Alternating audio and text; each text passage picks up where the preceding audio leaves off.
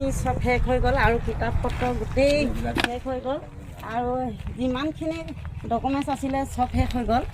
সেইখিনি আমাক অনুৰোধ কৰিছোঁ হিমন্ত বিশ্ব শৰ্মা ছাৰক আমাক এইখিনি দিব লাগে বুলি। কাকপথাৰ চেঙাপথাৰ গাঁৱত আছোঁ। মানুহৰ দুখ কেতিয়া আহে কোনেও ক'ব নোৱাৰে। ইয়াত দেখিছে কিতাপ পত্ৰ যিমানবিলাক নথি পত্ৰ আছিলে সকলোবিলাক জ্বলি একেবাৰে চাৰখাৰ হৈ গ'ল। আছিলে হাঁহকেইটা জ্বলি অৱস্থা চক না, এইকেইটা আধা আধা জ্বলি গ'ল, হাঁহকেইটা জ্বলি গ'ল, এইফালে হাঁহ কুকুৰা চব জ্বলি গ'ল। আৰু এইফালে আপোনালোকে দেখিব কাঁহী বাতি ঘৰখনত অতি অত্যাৱশ্যকীয় সামগ্ৰী যিমানসমূহ আছিলে কাঁহৰ কাঁহী জ্বলি একেবাৰে শেষ হৈ গৈছে। এইবিলাক কাঁহৰ কাঁহী, কাঁহৰ বাতি, বঁটা সকলোবিলাক জ্বলি একেবাৰে শেষ হৈ গৈছে। যোৱা নিশা প্ৰায় 1 মান বজাত এই কাৰেণ্টৰ তাৰ পৰি এই ঘৰখন জ্বলি একেবাৰে সকলো সামগ্ৰীসমূহ শেষ হৈ যায়। কিতাপ পত্ৰৰ পৰা আদি কৰি সকলোবিলাক শেষ হৈছে আপোনাৰ। আৰু এইফালে ভণ্টিহঁতে পঢ়ি আছিলে, মেট্ৰিক পাছ হায়াৰ ছেকেণ্ডেৰী কৰিছিলে।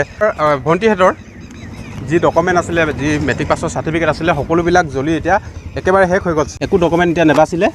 ইয়াত দেখিছে আপোনালোকে গোটেই কিতাপ পত্ৰ চব জ্বলি গ'ল, এইবোৰ কিতাপ জ্বলি গ'ল। তুমি কিহত পঢ়িছা ভণ্টি? মই এবাৰ হায়াৰ ছেকেণ্ডেৰী পাছ কৰিছিলোঁ। হায়াৰ ছেকেণ্ডেৰী পাছ কৰিছিলা? তুমি? মই এবাৰ মেট্ৰিক পাছ কৰিছিলোঁ। এবাৰ মেট্ৰিক পাছ। আৰু তুমি কিহত পঢ়িছা? এবাৰ তুমি 7ত পঢ়িছা। আৰু তোমালোকৰ একো নাথাকিলে ন? চব জ্বলি গ'ল? হয়। আৰু এতিয়া তোমালোকৰ চাৰ্টিফিকেটবিলাক উলিয়াব লাগিব নহয়? আকৌ উলিয়াব লাগিব। আমি এইটোৱে আহ্বান কৰিছোঁ যে আমাক চাৰ্টিফিকেটবিলাক লাগিব, আমি আকৌ পঢ়িম। হয়। আৰু পঢ়িবলৈ মানে আমাক লাগিবই, উলিয়াই দিবই লাগিব। হয়। এইটো আমি নিজে হেৰি কৰিলে ভুল, নিজৰ ভুলত নহয়, এইটো ইলেক্ট্ৰিক ডিপাৰ্টমেণ্টৰ ভুলত হৈছে। এইটো আমি ফোন কৰিছিলোঁ, বহুতবাৰ ফোন কৰিছিলোঁ সিহঁতক, কিন্তু সিহঁতি ফোনটো ৰিচিভ নকৰিলে। তাৰপিছত ৰাতিপুৱা 10টা বজাত আহিছে, ৰাতি ফোনটো ৰিচিভ নকৰিলে। তাৰপিছত যেতিয়া ঘৰখন জুই জ্বলি চব খতম হৈ গ'ল, তাৰপিছত আহিছে হেৰি মানে জুই নমৰা গাড়ীখন আহিছে। তেতিয়া অলপ মানে পানী ঢালি মেলি অকণমান জুইটো নুমাইলে। যেতিয়া মানে ওচৰৰ গাঁৱৰ ৰাইজ আহি মেলি জুই মানে ঘৰটো যেতিয়া নুমুৱালে তাৰপিছত হেৰি কৰিছিলে। আৰু জ্বলি এদাই হোৱাৰ পিছত কাৰেণ্টটো মানে হেৰি অফ কৰি দিছিলে, মানে বন্ধ কৰি দিছিলে।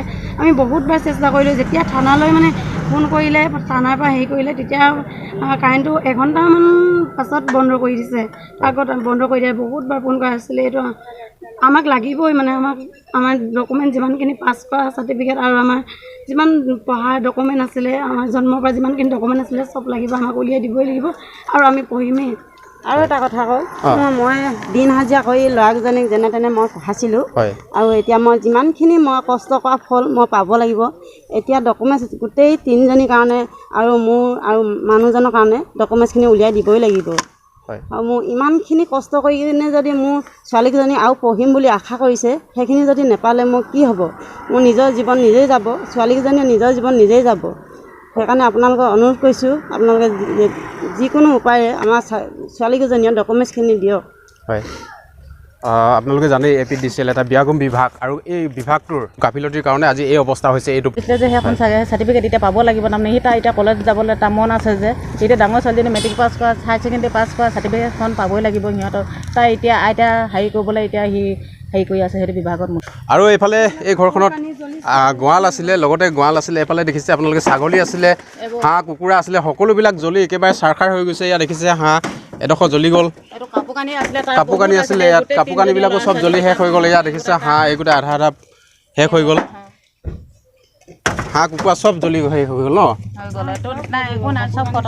কাপোৰ কানি একোৱে নাই সেইটো ওলাই পিনি বেছি গৰম পাই পিনি ব্ৰইলাৰটো ওলাই গ'ল।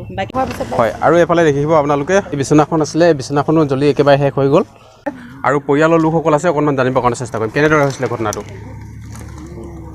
নমস্কাৰ, মোৰ নাম মামনি নেওগ। আজি ৰাতি গোটেই কাৰেণ্টৰ কাৰণে বহুত অসুবিধা হৈ গ'ল, জ্বলি চাৰখাৰ হৈ গ'ল ঘৰ। আৰু ছোৱালীকেইজনীও ডকুমেণ্টছ গোটেইখিনি শেষ হৈ গ'ল।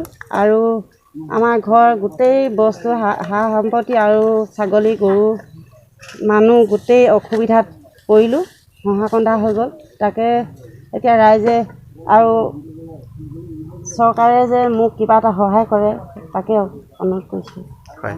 আৰু হৃদয়বান ব্যক্তিসকললৈ এটা আহ্বান থাকিব যে এই মোৰ অনুপ কাকপথাৰ চেনেলটোৰ জৰিয়তে আপোনালোকে যি পাৰে অকণমান সহায় এটা আগবঢ়াই দিয়ক। মই স্ক্ৰীণত ফোন নম্বৰ একাউণ্ট নম্বৰো দি দিছোঁ, আপোনালোকে কিবা এটা সহায় কৰিব বুলি আশা কৰিলোঁ।